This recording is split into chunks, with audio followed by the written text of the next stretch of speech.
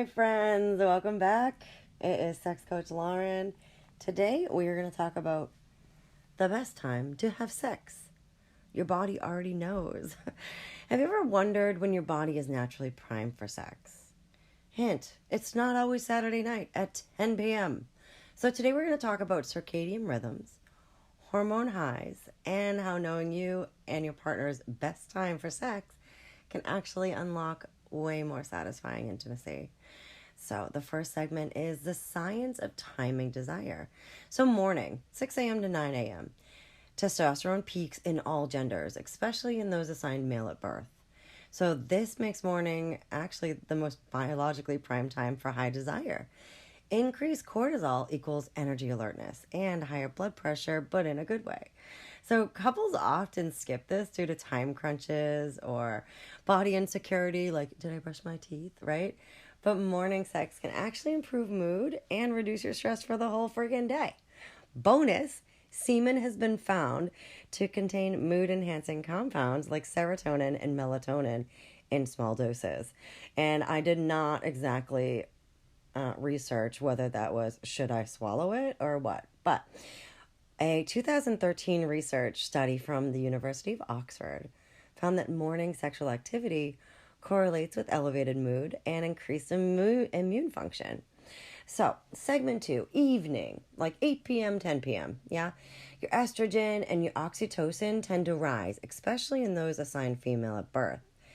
Emotional bonding, cuddling, and slower arousal types and styles are often better supported here. So, you're more likely to feel relaxed post-dinner, especially if you had time to, connect emotionally. And, please note, the type of sex desired may change, depending on time. Morning is more primal physical, and maybe the evening is sensual emotional.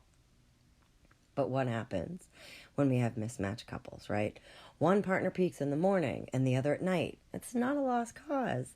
You can schedule sex dates that don't rely on just desire, but on connection, novelty, and fun. And then don't forget about those little afternoon delights, right?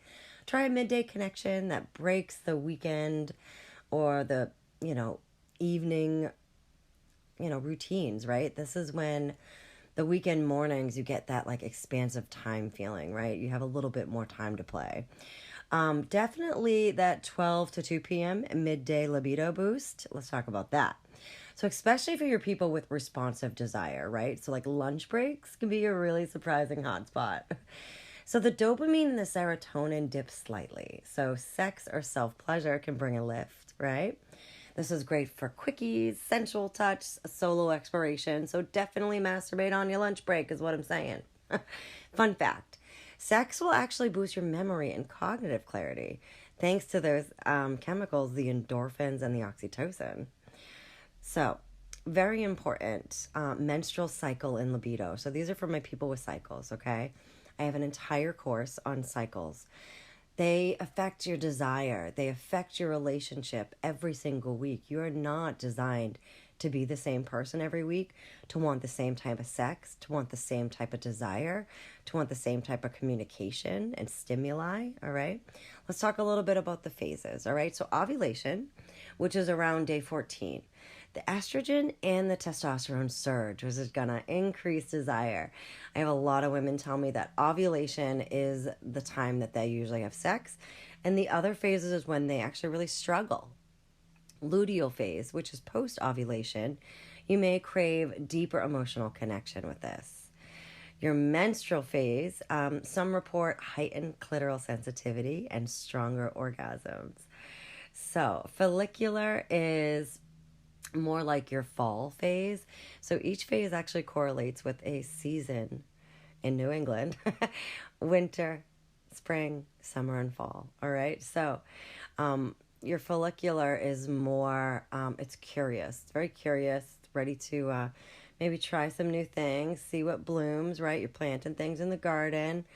And cycle syncing your sex life really helps you feel more empowered and less frustrated with the fluctuating desire. I help my clients with this all the time. I've been doing this for about 2 years. It is completely eye-opening, and you're just working with your intrinsic rhythms, and it just makes so much more sense in business, in life, in motherhood, in work, everything, everything. So my friend, little wrap up for you, okay? There's no one time fits all, right? But your body gives you clues. Morning testosterone, evening cuddles, mid-cycle cravings. Tune into your rhythms, talk to your partner, right? And then reimagine sex timing as a pleasure practice and not a chore. My friends, if this episode did anything for you, please feel free to hit a like. It really supports this podcast. All right, I do this for free. This is my baby. I love talking about sex and desire with the things we don't get to, speak about. It's not something everybody talks at the dinner table, right? It's not something you're taught in school. I got you. If you want more, I have courses down in my link in the bottom. The Pleasure Collective is creating your personal pleasure user manual. It lists your erotic blueprints, your love languages, your sex language, your sensual archetypes, how to map what feels good on your body, especially as the cycles change. It's how to sync your cycles for better, optimum freaking operating. It's fantastic. It is the best way to figure out exactly what you like as your body evolves. All right? My friends, share this with a friend if you think they'd like it. And I appreciate you listening. And until next time, we get so much more goodness coming. You know how I do.